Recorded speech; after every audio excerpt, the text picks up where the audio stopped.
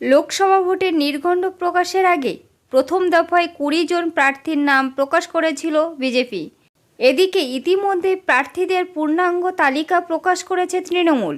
স্বাভাবিকভাবেই বাকি আসনগুলিতে কাকে প্রার্থী করে বিজেপি, সেই দিকে এখন সব নজর। ইতিমধ্যে বিজেপির দ্বিতীয় প্রার্থী তালিকা নিয়ে শুরু হয়েছে জল্পনা। কাদের নাম থাকতে পারে এই তালিকায় তা নিয়ে শুরু হয়েছে জল্পনা। প্রাথমিকভাবে কিছু নাম নিয়ে জোর চর্চা চলছে বঙ্গ রাজনীতিতে। এর মধ্যে রয়েছে কলকাতা হাইকোর্টের প্রাক্তন বিচারপতি অভিজিৎ গঙ্গোপাধ্যায়। তাকে তমলুক কেন্দ্র থেকে বিজেপি প্রার্থী করতে পারে জোর জল্পনায় এমনটাই। শুধু তাই নয়, তার নাম ঘোষণার আগেই দেওয়াল লিখনে তাকে প্রার্থী হিসেবে উল্লেখ করা হয়, যা নিয়ে তৈরি হয়েছিল চর্চা। যদিও বিজেপির নেতৃত্ব সেই প্রসঙ্গে কোনো বিশেষ মন্তব্য করেনি।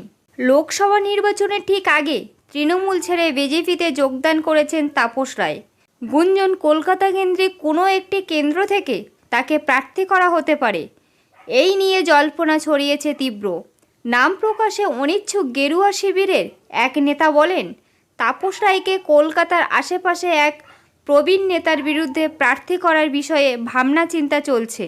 তবে কে প্রার্থী হবেন আর কে হবেন না সেই সিদ্ধান্ত নেওয়া হয় কেন্দ্রীয় নেতৃত্বের তরফে। তবে আলাদা করে কিছু মন্তব্য এই নিয়ে করব না। পাশাপাশি কৌস্তব বাগচি সম্প্রতি কংগ্রেস ত্যাগ করে যোগদান করেছেন বিজেপিতে। গেরুয়া শিবির এই তরুণ আইনজীবীর উপর ভরসা করতে পারেন বলে মনে করা হচ্ছে। কৌস্তব তরুণ মুখ, পাশাপাশি আইনজীবী হিসাবে তার আলাদা একটা পরিচিতি রয়েছে। সেই জায়গায় দাঁড়িয়ে তাকে প্রার্থী করার বিষয়ে ভাবনা চিন্তা করতে পারে দল।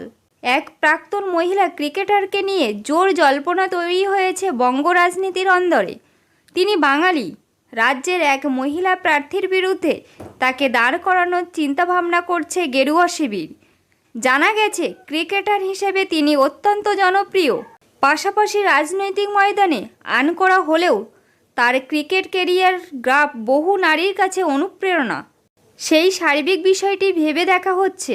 যদিও বঙ্গ বিজেপির মুখপাত্র স্পষ্ট জানিয়েছেন, কে প্রার্থী হবেন বা কে না হবেন সে সিদ্ধান্ত নেয় কেন্দ্রীয় কমিটি।